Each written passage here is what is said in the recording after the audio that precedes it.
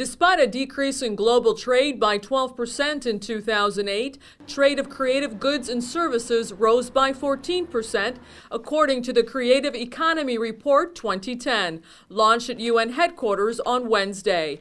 The new report finds that creative industries, including new media, books, music, and film, have shown more resilience to the impact of the global economic crisis than traditional manufacturing industries, and have more than doubled from 2002 to 2008, reaching nearly $600 billion.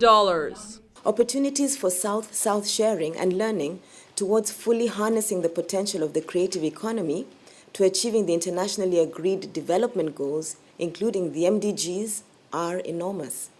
The report provides evidence that South-South trade in creative goods and South-South investments in digital technologies are gradually increasing, but have the potential to expand even faster if supported by the international community. The report argues that creativity-centered industries are a source of inclusive economic growth for developing countries and least developed countries alike, as new technologies and the internet provide these countries inexpensive options to promote small businesses and to diversify these countries' economies to reach global markets. However, panel members said that governments must be open to incorporating national strategies to attract investors and help incentivize citizens to create new businesses on the ground. The report actually does it. It has three sets of recommendations.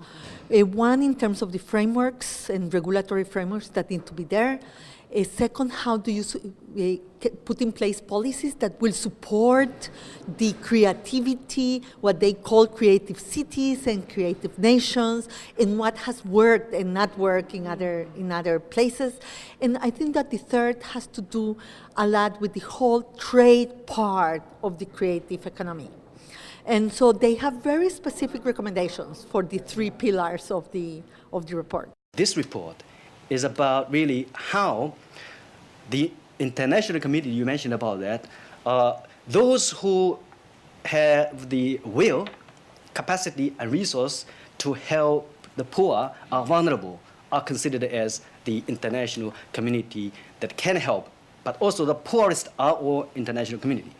So we try to see if those who have the tangible assets, knowledge, or skills, or experience, can actually help those do not have those, but have enormous intangible assets, to turn those kind of intangible assets into their tangible wealth. The UNCTAD and UNDP Special Unit for South-South Cooperation report examines economic, cultural, social, technological, and environmental trends over the past 2 years and showcases more than 40 concrete country-specific examples ranging from the fashion industries of Africa and Asia to soap operas in Mexico and Brazil and on.